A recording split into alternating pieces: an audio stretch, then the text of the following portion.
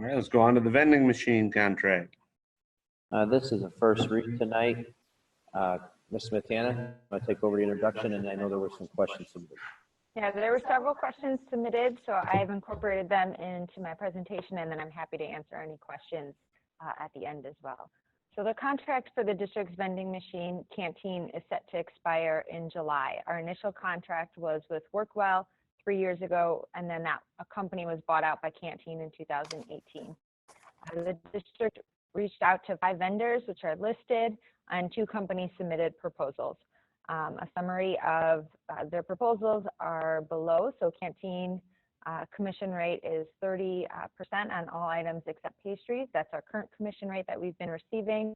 And Falco Vending is at 20% on all items. 25% would be if they increase the proposed costs, which are listed.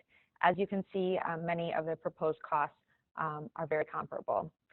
This contract is a revenue center for the district, approximately $19,000 a year.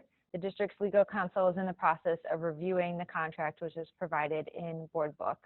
The administration recommends awarding the contract to Canteen at the next board meeting because the cost of the items are very comparable to one another. The commission rate is significantly higher, and we've been pleased with the customer service of Canteen. Additionally, I think it's important to note when Canteen bought out Workwell, our revenue more than doubled. And had we been in school for 4th quarter, that revenue was on track to be about the same this year as it was last year as well. Finally, the price of the items has not increased from what we currently have, and all of these factors were considered when making my recommendation to the board. At this point, I'll address some of the additional board questions that I received. I have the ability under both companies to provide input on what is provided in the machines. And so that includes the split between healthy versus standard snacks, and that can be adjusted at any time. The school is not a part of the National Lunch Program, so we have no specific requirement that we need to meet. We do not allow glass containers in the machines, so if a company can only provide coffee in this manner, then unfortunately they're not allowed to provide it. We also do try to limit the amount and type of different coffee and energy drinks in the machines as students have access to the machines before school. Well, at school, they are closed during the school day. There's also a question about decreasing cost of individual items or prices. And I don't think that this would be a good time to do that as the district is projected to lose revenue next year due to the impact of COVID-19. And this is a good revenue generator for us. The $2 for soda is bottled soda, which you can see is standard with both companies. There is an option for students to buy a can of soda, and that's $1. Falco did submit a full proposal, and if the board would like to see it, I can certainly include that in the next board packet as well. Additionally, there was a suggestion to run the vending machines ourselves. This would be a huge upfront cost as the machines are not owned by the district. Each machine would cost anywhere from $3,000 to $5,000, and we have 5 machines. So that would be anywhere from $15,000 to $25,000. And the most expensive part about having our own vending machines would be the maintenance, which is a regular occurrence. I also think it would be difficult to keep inventory fresh as we would need to buy it in bulk. And if something didn't move quickly, the district would be absorbing the cost, decreasing the amount of potential revenue. So in summary, this is a first read, and the district's legal counsel is still reviewing the contract. And I received that right before the board packet was due. So my recommendation would be at the next board meeting to award the contract to Canteen because the cost of the items has not increased. The commission rate is significantly higher than the other company, and we have been pleased with customer service of Canteen. And at this point, I'm happy to answer any questions that the board may have. Towner?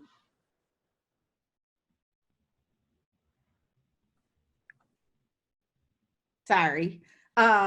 So Kristen, you said that when it switched over, the revenue increased. What do you contribute that to? Newer machines, more ways to pay, like better inventory, what, all the above? I certainly newer machines, we modified the inventory a little bit, but also I do think in talking with Canteen. Canteen is a public company, and so they have to disclose all of their sales.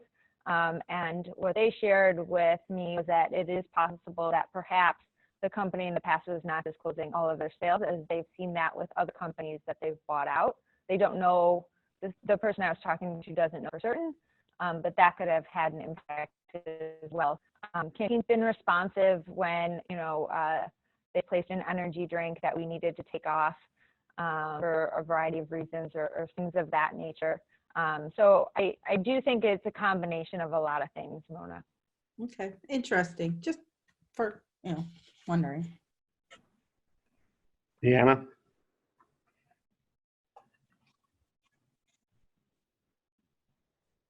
So I think actually you addressed most of my questions. I just want to make sure that we're thinking big picture about wellness offerings versus sugary energy drink offerings, and it sounds like that you are doing it. So is there any room to negotiate on the commission with either of these vendors? Because really the big difference I'm seeing is on, water for $1, which seems like that would be an incentive for people to buy water versus soda. Is there any way to negotiate within this, or do we just leave it to them to manage? In regards to commission, so Canteen is, their typical commission rate is 15 or 20%. The reason we have 30% is that's the commission rate we had with Workwell, and they honored that when they bought Workwell and wanted to continue to honor that moving forward. So that's how we have that higher commission rate with Canteen. In regards to pricing, I was just curious how it works. So that's helpful. Thank you. Oh, okay. All right, any further discussion? Well, then we'll see that next month.